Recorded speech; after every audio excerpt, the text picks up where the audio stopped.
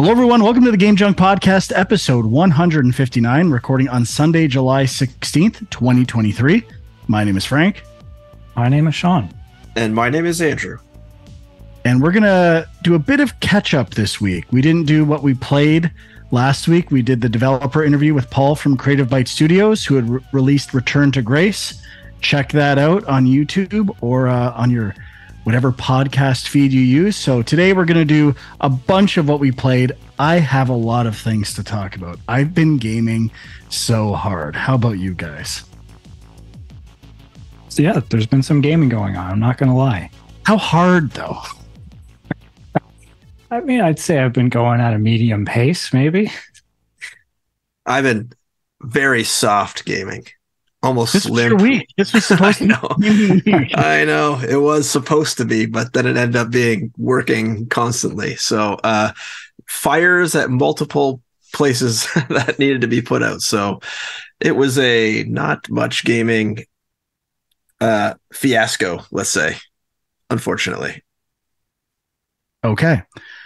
I don't know what the most relevant game to talk about is, but I don't know. I've got like 5 things. How many do you guys have? Should I go first? Got like 5, but I only have like 2, so okay, shouldn't be me. I'll just mention quickly then. Final Fantasy 16. I'd taken a bit of a break. It wasn't pulling me in. It wasn't. I loved it, but just something about it. It didn't have this addictive gameplay loop where I wanted to keep playing. And I'd say that's mostly due to just the cutscenes. I was overwhelmed by cutscenes and I wasn't doing enough as a player. I fired it back up again yesterday or the day before, and the game started to open up. Like when I was doing a mission, it was a wide area where I could do lots of combat, do some side quests, and it became a lot more fun to me. And the moments where I did have story, I was much more invested in what was being told. And there's some story moments. I'm still early, some really good story beats. So I think this is the week I just obliterate Final Fantasy 16. I think it's going to happen. And I still love the combat. It's very easy to play. I'm getting better at it, and it's still not too easy to me. Like you have to dodge and do stuff. So it's not like I'm on autopilot when I'm playing the game. Last thing I'll say. I liked the graphics when I first started the game. The area I just entered today and some of the recent, it looks amazing. It is absolutely beautiful. I went into this one area. I don't want to spoil it, what it is, but the lighting, the vibe, the animations, there's these doors with these custom animations. Holy crap, it looked good. Custom door animations. It's the best custom door animation I've ever seen in a game. I remember when we were at Silicon Knights for X-Men Destiny, Dax made this little door that animated to open up. And I was like, oh, that's awesome. I never had contemplated how people design those animations and do that. When I saw this thing, I was like, holy shit, this took a lot of work to do this door. I hope they reuse this a lot. I'm sure they but yeah, I'm back in and I'm digging it. I have not jumped back into it yet. I put it on hold. I'm not done, but I've put it on hold to try to get back into some form of relevance with a slightly shorter game. So I'll talk about that maybe a little bit later after Sean goes, but I want to get back into this game really bad, but to try to like get the possibility of participating in a Game Junk review for a game, I've gone to other things.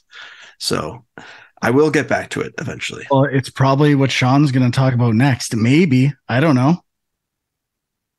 I mean, I can talk about it. You want me to talk about it? Well, if you both played it, sure, go for it.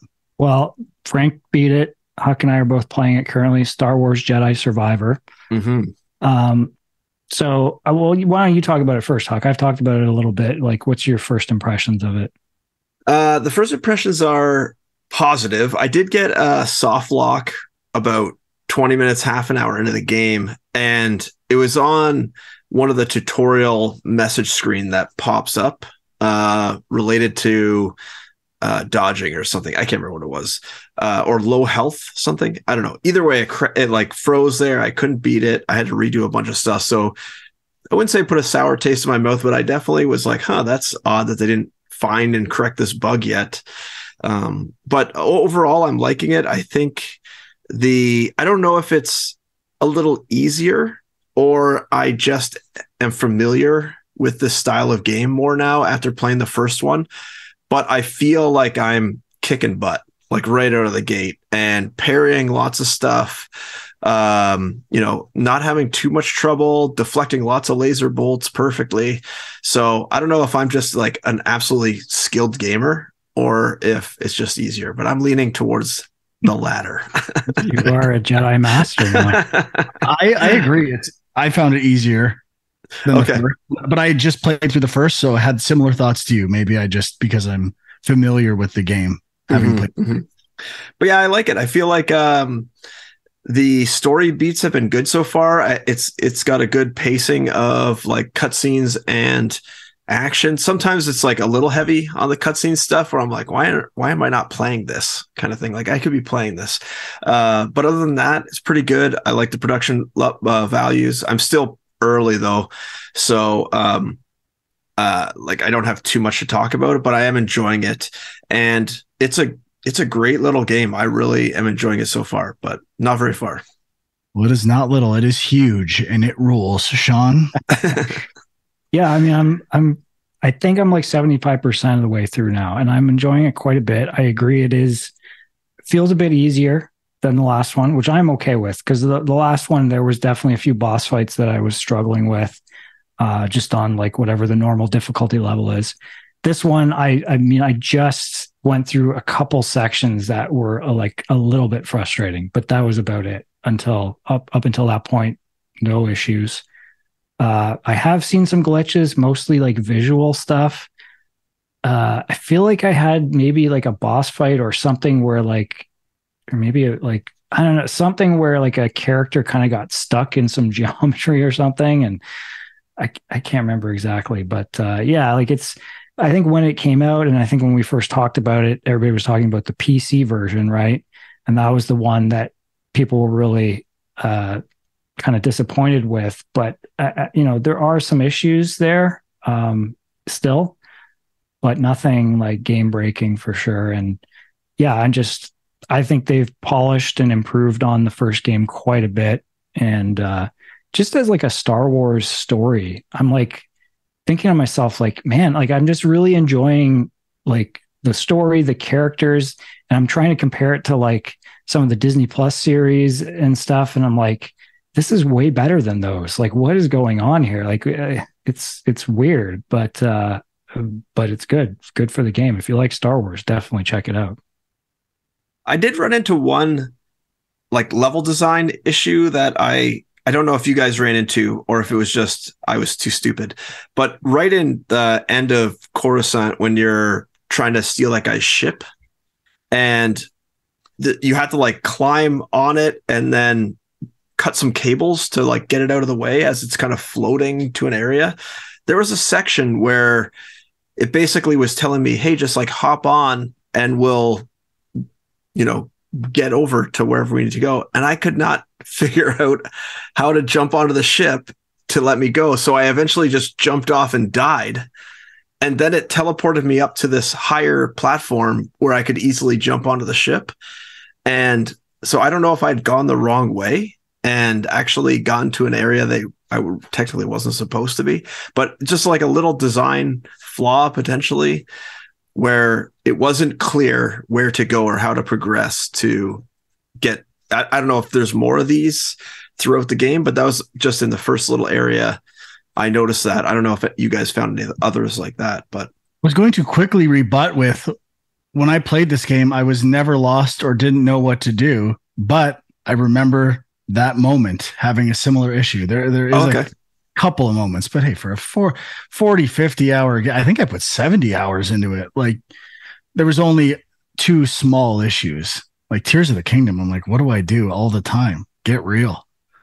I do feel like there's more than just like, I don't remember that specific issue, but I have found issues with Jedi Survivor where it's been a little bit it's debatable whether it's like a design thing where they want you to have to figure, because it's like Uncharted. Like you're doing all this climbing, but some of the fun is where am I supposed to climb? Like because otherwise you're just holding a direction and waiting. Like so, like I think there is some element of like you got to figure out where to go, but that they have like as with God of War, like the markings on the walls and the floors and stuff like that to tell you, okay, this is a wall run thing, this is a ledge you can hang on to. But like some of them they mix it up, some of them you don't see it, and that could be on me for sure, but it's not perfect, I wouldn't say, in that regard.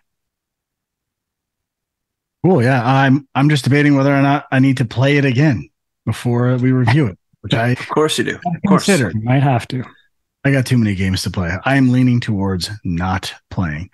Well, okay. if you do, you'd have to play the first one again and then this one. Not gonna lie, I've considered that as well. Okay, for me, it finally happened. Hollow Knight. I've put about 12, 14 hours into Hollow Knight. Just fired it up on the Steam Deck one night. I've removed the television from my bedroom. So instead of watching TV, and I just play my Steam Deck in bed when I can't sleep. So I was like, I'll just try Hollow Knight. I don't know why. It was totally random. And it kind of took this time, and I'm enjoying it quite a bit. I'm sure people have said this. It's Dark Souls in 2D is the inspiration, 100%. I'm surprised more games don't do this, but that's easier said than done. I think Blasphemous and a few other Metroid likes have tried to do a Dark Souls approach or a Souls-like approach, and not always that successfully. So I don't think I love it as much as everyone else, but there is a trend with some of these games. Cuphead, what's the other one? Hades, where it feels like they're designed for the second half of the game, where the first half is annoying and frustrating and it takes a while to get into it. But when you actually get committed to it and learn all the systems and everything about it, it's more fun for the second half, which is really something I wouldn't think as a game designer, or like when I was creating a game. We know people are going to struggle with the beginning, but they'll love it by the end. I would really be pushing back against that if I was in charge of a game. But we'll see. We'll see how it goes. My two issues so far with the game, some just really hard areas in terms of, and this is my second issue. I need a few more rest areas, save areas. There's a couple spots where you have to go a long ways and can have some frustrating deaths. And most of my deaths are a result of two things, the two genuine criticisms I have for Hollow Knight. Number one, jumping near the edge of floors. It is not of a high tolerance, where I would typically kind of go towards the end and then jump. If you have to like retrain your brain when to jump. Yeah, I have to jump early. If you don't, you're kind of screwed. And the second one, when you hit enemies, you go backwards. And when you're fighting enemies in vertical sections with small platforms and you have to like fight enemies along the way, my God, it's frustrating. I hate it. Mostly when you're going up. Down isn't as big of an issue, but going up, fuck, it's the worst. There's this one section I had to do so many times. I lost 2,000 geo. I wanted to kill someone. But I'm beyond now. Yeah, I'm not a fan of that either. But I could be wrong, but I feel like there's like a perk or something that makes it so that you have like a stronger stance so that you don't bounce back when you hit people. I assume there's a charm for that or something, but yeah, I don't like it. I don't want that to happen. No other game does that. Why do you have to be the game that does that? And I don't know what it adds. Sure. Oh, well, you have to be careful I don't want to. I'm fighting enemy after enemy. I don't want to think about where I'm going to land after I fight an enemy. Get real. But it's still atmosphere wise, art, that stuff is all solid. So I will beat it this time. Not sure to what level or completion percentage. We shall see. But it finally took. I imagine in 3 weeks' time, I'll say it's one of the greatest games ever made. But we're not there yet. This is the journey. This is getting towards Hollow Knight love. And this is the narrative. This is, same thing with Hades and Cuphead and Returnal. It happens every time. So maybe I need to change the way I think about some of these games. Yeah, I guess, Hollow Knight's obviously on my list to get to at some point. And I've probably played, I feel like I might be close to where you are now. Like my playtime is like around 12 hours, I think. But from what I remember, the last time I was playing, I got stuck on, I decided to go after like one of the optional bosses. And for whatever reason, I was just like, oh, I'll do this. And then it was a really hard boss. And I could have just said, okay, forget it and gone a different way. But I kind of just kept wanting to do it and getting frustrated. And I think I just left it. So, I do need to go back to it, but yeah, lots of frustrations for me. And I have said before, I am not a fan of the merging of the Metroidvania with the Souls-like thing generally. So I have to say the bosses are not that bad for me. I think 3 or 4 is the most tries I've had with any boss. I do find I run into a lot of areas that I can't do. Like I'm constantly like, oh, I can't do this yet. I can't do it. And it's happening all the time. So it definitely made me wish for something like Jedi Survivor's map, where it's kind of indicated what you can do and what you can't do. I know that's probably a divisive issue, but I don't care. I don't want to waste my time. I use the markers. They're not even that great. I still need another legend on paper somewhere to decode my own markers. Enough with this shit. Yeah. And yeah, I don't like, obviously I don't like the benches where you have to walk 15 minutes to get back to the boss fight you were trying to do. And you're probably going to die along the way. Like, just give me a bench beside a boss fight. That's all I want. Yeah, that's probably all I want to. Okay, that's it for me for Hollow Knight so far. Sean, what do you got next? So I was going to talk a bit about Lord of the Rings Gollum, which I just randomly picked up this weekend at the old library. That a boy. Yes. Yeah. I want to mention, I went to my local library looking for Pikmin 3 because I just want to use a voucher or spend $80 on it. I can't get anywhere. I saw it at the St. Catharines Library, but the Wii U version, not the Switch version. So, I was at the library with the kids and I wasn't even thinking about that. And then just happened to walk past the video game shelf and Gollum was staring at me. And I was like, okay, yeah, sure. So Price is right. Yeah. So I played a little bit of it today, like maybe an hour. And, I'm not really planning on finishing this game. I was just curious. Obviously, reviews have been pretty terrible. And I always just thought it was weird, like a game based on where you play as Gollum. Like, how is that going to be fun? And it's weird because the game feels like it's made up of like abilities and skills and powers from all these other games. You're doing a lot of climbing along ledges, and you can run up walls. You can, like kind of like Jedi Survivor type stuff. And there's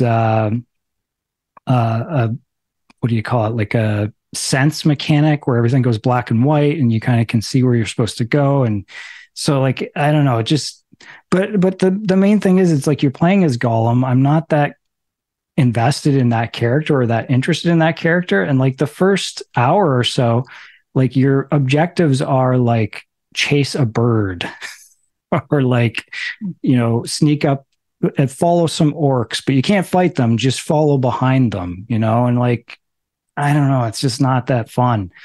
But I think the big issue and probably the main reason it got a lot of bad reviews is just the visuals are not current gen for sure. It looks pretty dated. The model of Gollum, when you see him and the animations and stuff, it's like you kind of can't help but laugh at it in some way. And I know Gollum's a goofy looking character, but it's a little weak on that front.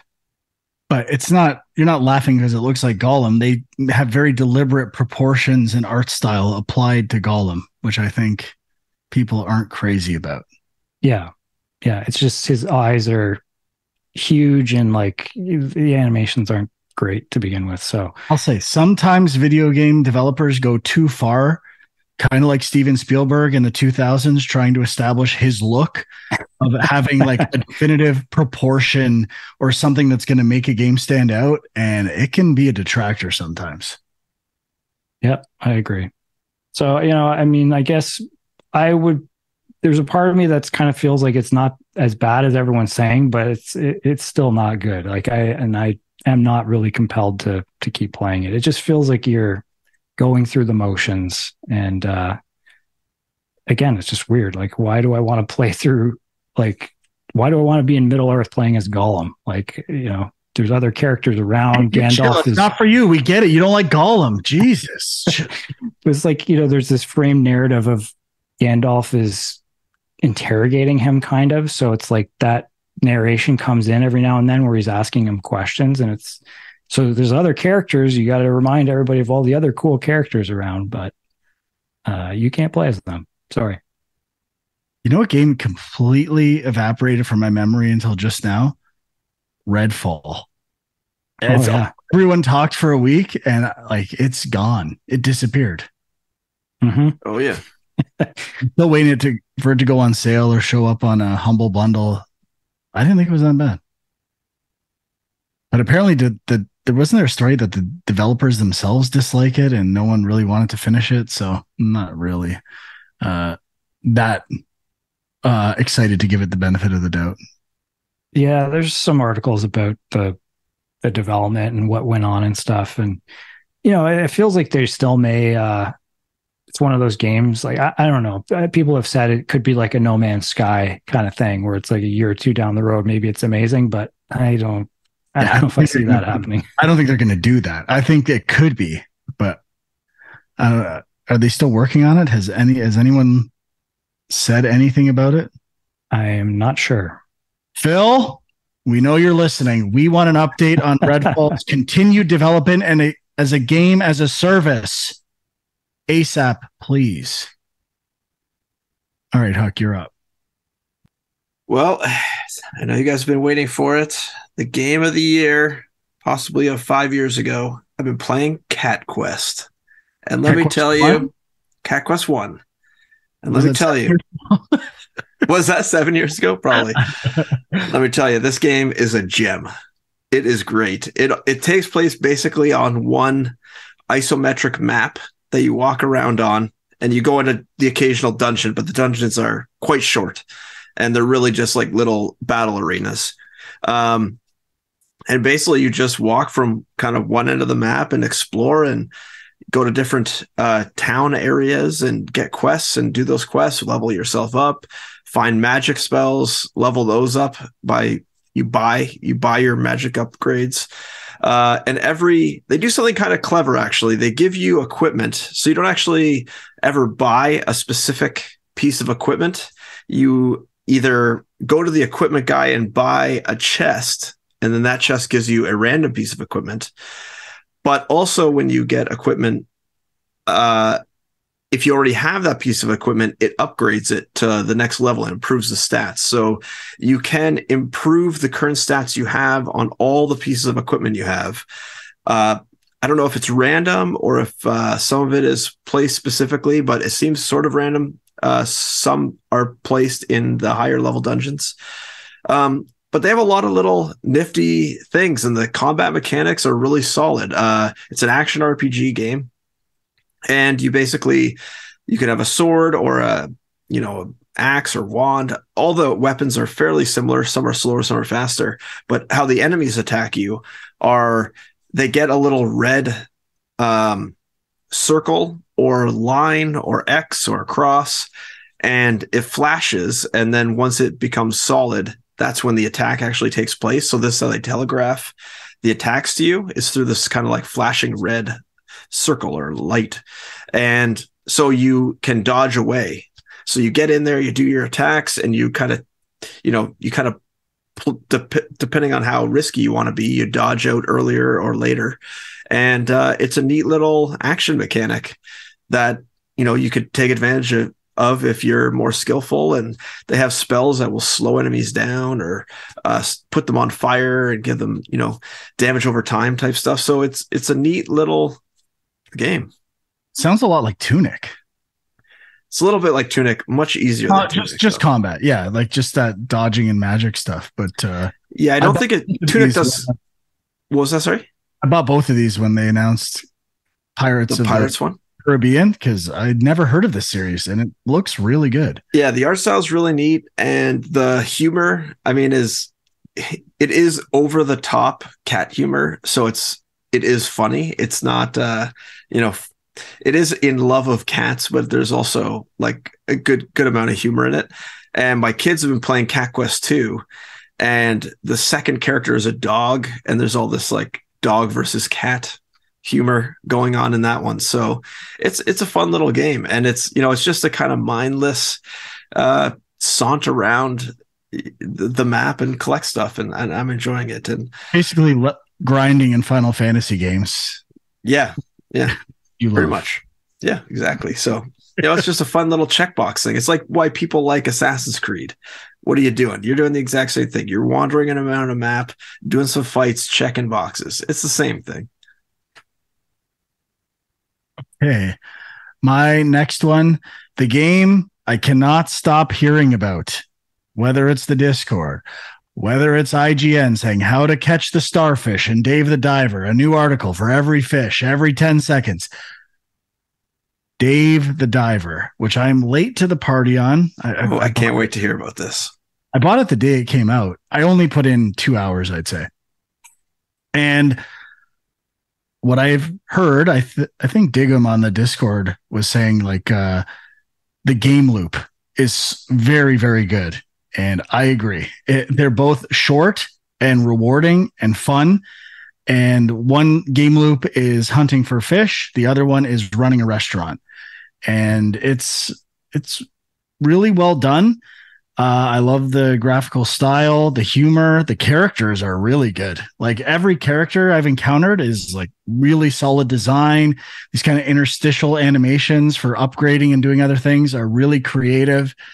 And I love it. But my one criticism, aiming the gun, it's a game where you have to relearn how to play games. The aiming is not intuitive to me, and the buttons, like pressing A and then aiming and then hitting right trigger to aim the harpoon gun. I'm sure you get used to it, but it's a game I've got to put to the side. I've got 3 games on the go that all play nicely together. They have similar controls, or they're so different like first person versus whatever. The Hollow Knight combat, the dodge is the same button as Final Fantasy. So I can switch back and forth and it's okay. This is a totally different game. So I need to put it away until I'm ready to just keep playing it until it's done, which I will do at some point, perhaps on Steam Deck. But so far, really enjoying it, and I get the hype. It is a very good game. Definitely been hearing a lot about it, and I am interested. But I mean, I guess, for me, whenever I hear about roguelike elements, kind of a gameplay loop that, is doing the same thing over and over again, that kind of turns me off. But, I know just based on how much praise it's getting, I have to check this out at some point. Your kids might like it. Yeah. Yeah. It's definitely high on my list. Yeah, like I guess I should watch some gameplay videos or something. I'm not quite sure exactly how it works or what it is, to be honest with you, other than what you just said. So I'd say comparable, not in gameplay, but the idea of time management and mini games and stuff like that. I would think Stardew Valley, people who like Stardew Valley would like Dave the Diver. Not that I've played that much Stardew Valley, but it's a little more involved. And I find like my limited exposure to Stardew Valley a little more gamey. Like I'm doing like this kind of action and combat, and then doing like a kind of a mini game type thing with some time management and just general management stuff like picking menu items. But it's pretty good. It throws stuff at you very quick. It's like, okay, new idea, which I thought I might be overwhelmed, but so far I'm not. So that's hard to do. So kudos to the developers. Cool. So next thing I want to talk about is Teardown, which I think we talked about this. It was like, it's coming to it was only on Steam, I think, up until now. And now it's coming to some consoles. It was in one of the showcases. So I finally fired this up, and, like, I had heard good things about it last year, but it had always just kind of been described as like a sandbox for destroying stuff. And, so it's this game where it's like a voxel art style, kind of like Minecraft, I guess, but it's much more like there's lighting, and it looks a little bit more realistic and detailed. And so, you start off and it's like you are, kind of hired to destroy a house that needs to be torn down or something. And it's like you got a sledgehammer and there's like a bulldozer and some different things you can use. But then, like, one or two missions in, they introduce this interesting element, which I think does carry through the rest of the game, which it becomes more of a heist game. So you have like this compound you have to get into, and you have to collect a bunch of things within a certain time limit. Like, once you grab something, an alarm's going to go off. So you have to grab the rest of them and get out like within the time limit. But so before you grab that first thing, you're going to go through the compound, break down walls, build bridges, do whatever you have to do to plan your path. And then you execute that path. And that's a pretty fun thing. So I was really enjoying it. I mean, I didn't play it that much, but I mean, if that's kind of the main hook and that's what it's going to keep building on, I could see it being a really fun game. So I would recommend checking it out. Cool. And if I remember correctly, whoever made that game was just working on an engine to start, and they were trying to find a game or gameplay that made sense for this destructible environment with lighting and all that stuff. So sounds like a pretty successful solution. Yeah, for sure. Huck, anything else for you? Nope. Okay. Nothing. My last three are pretty quick, I'd say. Finally tried Boltgun, which is another game I've been hearing about here and there. This is the Warhammer boomer shooter, and I think it's on multiple platforms. Boomer shooters are the same for me. I'm like so compelled by the idea. I play them for an hour, and I have a lot of fun, but they never keep me coming back.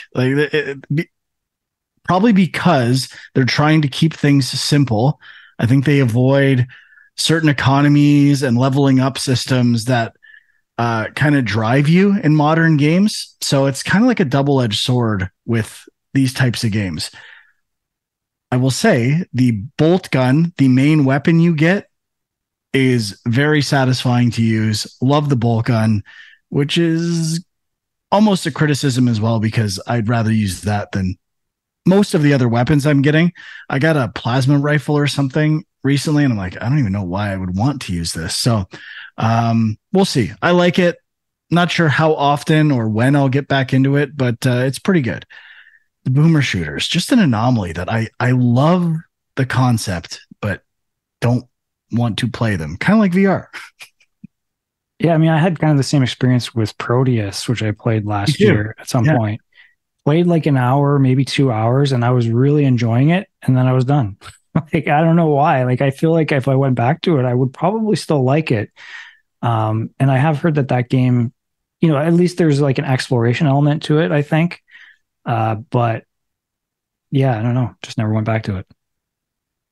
It's weird. That's the best reason I can come up with. Just like carrot on a stick type design. It's just, here's a level, get to the end, and it's not quite the same. I like the secrets though. I like the way the secrets are done. It's pretty solid, just like Doom. But It's not like finding a random door or something that hearing a sound and opening something. It's you can find them if you explore a bit. And so that game, the actual title is Warhammer 40K Boltgun. Is that right? So yeah. Okay. What do I have? So I played a bit of Oxenfree II, which just came out this past week. If you have Netflix, was this a Netflix play? If you have Netflix, you can play it on your phone. That and the first game actually, which I played a little bit of the first game and I kind of liked the vibe of it, but just never, as with most things, never went back to it. I just thought I'd check this one out and kind of see like, is there new stuff? Is it basically the same? And it seemed very similar. Like if you haven't played the first Oxenfree, I would kind of almost describe it as a walking simulator, but it's not a first person. Like, I don't know if we talked about walking simulator last week as a genre. I don't know if it has to be first person to be walking simulator, but it's basically walking and talking as a point and click adventure game with some very small puzzle elements from what I've seen. Maybe there's more as you go, but the idea is you're just kind of, there's an island where sort of like strange phenomenon are happening and like radios are tuning into like strange communications. And in the first game, it's like a group of kids who are going to the island to like party or something, I think. But then in the second game, it's more did you play this game, Huck, or no? I played the first one, not the second one. You played the whole thing or just a bit?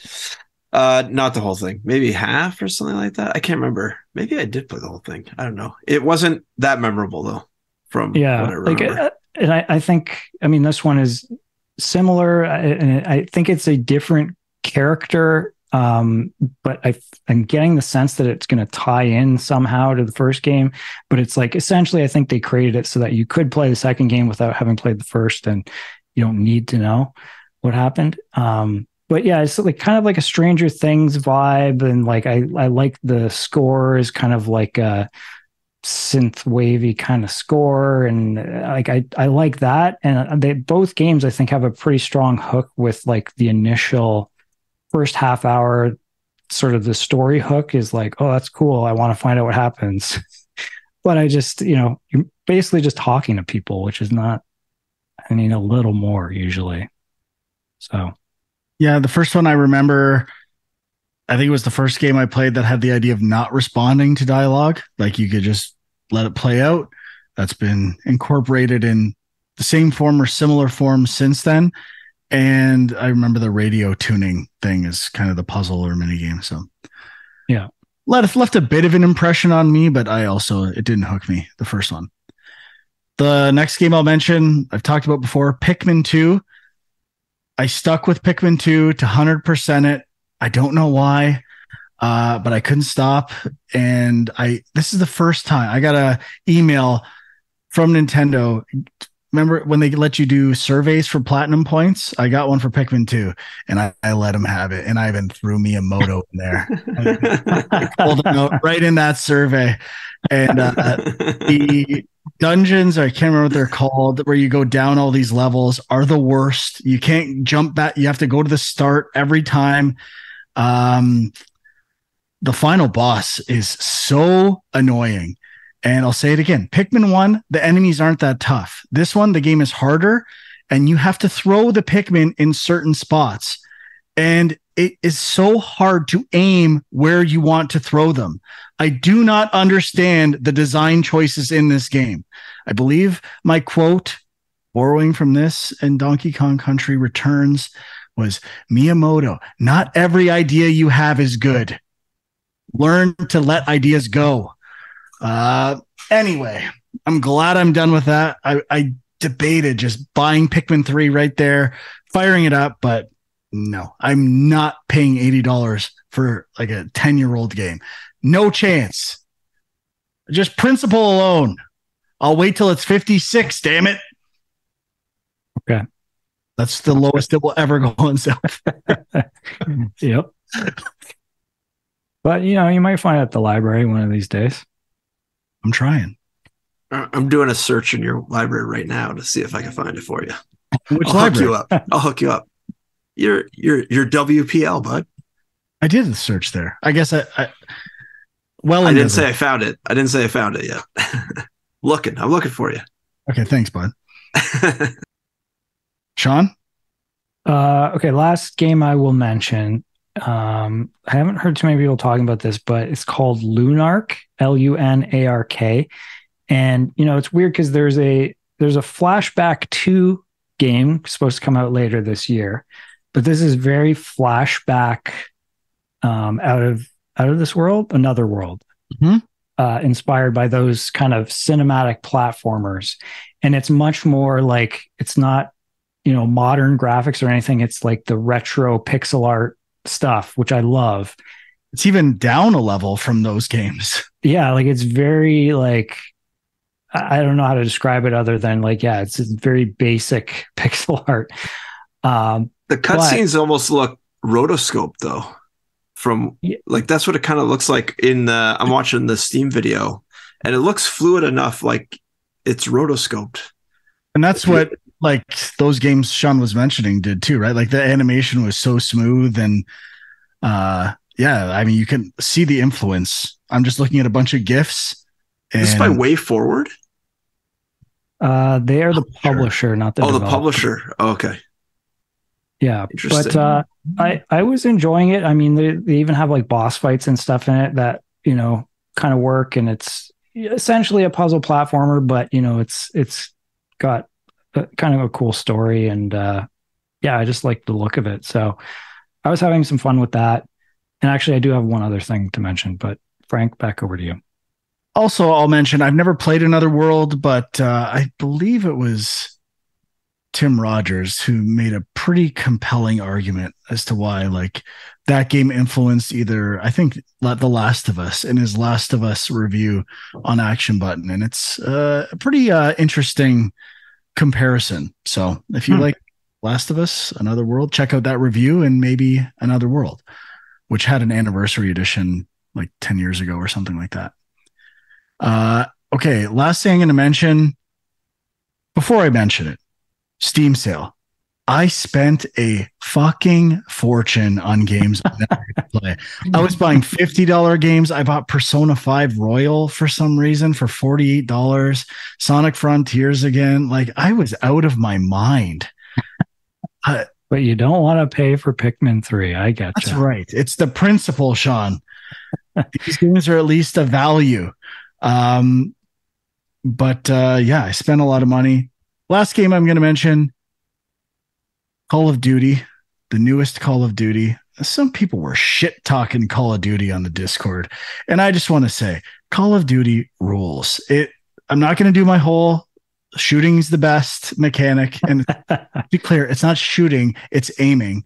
And I'm reading a book now, and everything this guy says is stuff I've said on my own, and it's making me feel amazing. That Ralph Koster book, Theory of Fun. Oh, nice. Like, yeah, I've been saying the same shit forever. Anyway, they've really polished elements of shooting and taking small variables for like aiming down a scope, mobility. I feel like this is the best Call of Duty has ever been with some of this stuff. Like I actually feel the difference between weapons. Every weapon feels like a viable option. I use pistols now, where pistols were useless to me in previous Call of Duty games. I feel like this is the weapon-wise, the most balanced Call of Duty game I've ever played. And it makes it really fun. And they set up systems for leveling up weapons where attachments are only unlocked on other weapons for different ones. And it incentivizes you to experiment with guns, try different ways of playing. The challenges are really the daily challenges are really well done this year. I should say I'm just playing multiplayer right now, and I think it's my favorite Call of Duty game since World War II. That when they redid World War II, that one I played a shitload of, and this is the best one since. So this is Modern Warfare 2, is that? I believe so, yeah. I can't even keep the name straight. Or is it 3? Yeah, I can't. Can't remember. Just give me a second here. Let me go to my Steam. See, let's get it right. If we're giving the game praise, let's get the name right. Yes. They are getting, like, in terms of greed, there's definitely some greed there in terms of the $40 extension to the battle pass, and some elements there I'm not crazy about, but the core gameplay is really good in Call of Duty Modern Warfare 2. The new one, because there's an old one too. Yeah. But I mean, it's such a disaster. One more thing I'll say. I was like, after Pikmin, I'm like, I'm going to try an actual real-time strategy game. And I tried Total War Warhammer, and my head almost exploded in the tutorial. I'm like, what is going? There's so much going on here. I'm like, I cannot handle this. It's just, I have no idea what's going on. It's like entering a different world of games. And so unsuccessful. If anyone can recommend a good, in the comments on youtube.com on this video / Game Junk or the Discord, I want a nice bridge between Pikmin and real-time strategy. Something that's a little more accessible and will get me into the world of real-time strategy. Because everyone I play, it's just overwhelming to a degree I cannot handle. Same went for turn-based stuff with what was the one we both bought? Huck, Ogre. Tactics Ogre Reborn, that one? Yeah, Tactics Ogre Reborn. I bought that. I'm like, okay, I'm lost. I need something in between, and maybe I already know the answer. The answer is Midnight Suns, and then maybe something for real-time strategy. I should probably just go back to StarCraft 1. Seems like the obvious answer. Yeah, which I was gonna say, do something like really like old school, like just Warcraft. Yeah, Warcraft 1 and 2. I bought the remastered StarCraft 1 and Warcraft 3 on the Blizzard sale, so I might do that. I just got too much shit to do. There was also a pretty good game. It's not real time, but like Heroes of Might and Magic, that series, it's more turn-based, but it might be a good stepping stone. Heroes 3, Heroes 2, Heroes 4, they're all great games. Those are pretty old though now. Cool. Thanks. Good suggestions. Looking for more. I mean, obviously, turn-based Advance Wars is a nice, simple, straightforward. But you know that already, Frank. Okay, last thing I'll mention. Hang on. I got a good one for you. Valkyria Chronicles. Oh, yeah. You've talked about it a lot. A very beloved game. Yeah, it's a great one. Sorry, Go ahead, Sean. That was it. That was my last suggestion. I already got it. It's in the Steam library. No excuse. No excuse then. So I just wanted to mention McPixel 3, currently on Game Pass now. What? McPixel? Is this a McDonald's game? No. What it is it's kind of a parody of MacGyver, I guess. I think that's where the title comes from. But I had played the first game. So there's a McPixel 1. There's no McPixel 2. It's another one of these like Goat Simulator. Skip the part 2 because it's funny. But McPixel 3 is kind of taking what the first game did, but adding a bit of a overworld to it. And what it is it's basically a bunch of scenarios that you're playing through on a loop over and over again.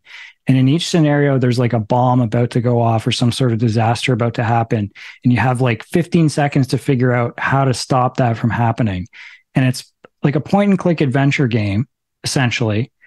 But it's just the most random things. Like you might think clicking on a wire to cut the wire for the bomb will make it not go off, but it's never going to be that. It's always going to be some other random thing you click that'll do some unexpected thing. So it's like definitely a very comedic game. And it's a weird structure because you're doing these things over and over again. And, you can't, like, in some cases, if you want 100% the game, you're trying to get every possible ending for each scenario. But really, you're just trying to find the the way to defuse the bomb in each scenario. So it's like if you're doing like 6 of them in a row, once you do one of them, then you just do 5 in a row, and you just keep narrowing it down until you're done all of those. And yeah, it's just a really weird kind of like manic, like a little bit WarioWare.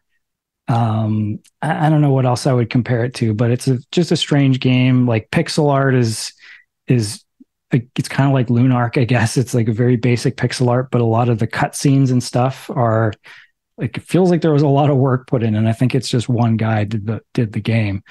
But yeah, I was playing it, and like the kids were playing it too and having a really good time. So I mean, I bought it on the Steam sale for $2 before it hit Game Pass, and I was pissed. But yeah, if you have Game Pass, check it out.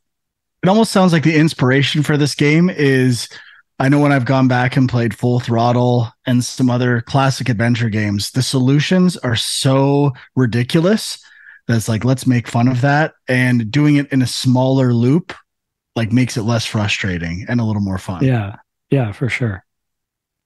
For some reason, when you said scenario based, I don't know why, but Blast Corps popped into my head, and I'm like, we need a Blast Corps since Teardown.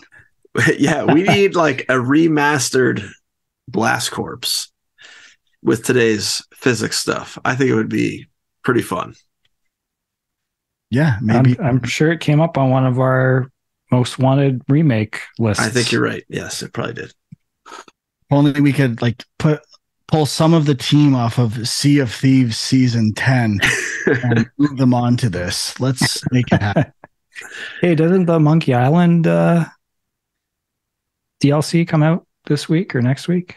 You're the target market, bud. Are we going to finally try Sea of Thieves? Yeah, you said we have to, so I think we have to. I didn't buy it during the Steam sale. It's on Game Pass, dude. Play Steam games now. I don't care if it's oh my god. Why have it once when you can have it 2 or 3 times, Sean? Yeah, come on. Hashtag buy. I think that's it. Anything else, gentlemen? No, that was a lot of games. Hopefully some recommendations for people that they enjoy out there. Look, we're gaming hard. It's what we do. Next week, who knows? Still up in the air what's going to happen. Maybe a review of some games. Maybe with this FTC thing wrapping up, there'll be a megaton that we can talk about this week. Maybe. We shall see. Either way, check us out on youtube.com/gamejunk. Subscribe, like, all that stuff. Leave some comments. Discord link is on there as well. Sean is at FilmJunk on Twitter. Andrew is My Angry Commute and Equilibrium Sis. And we'll see you next time. Bye-bye.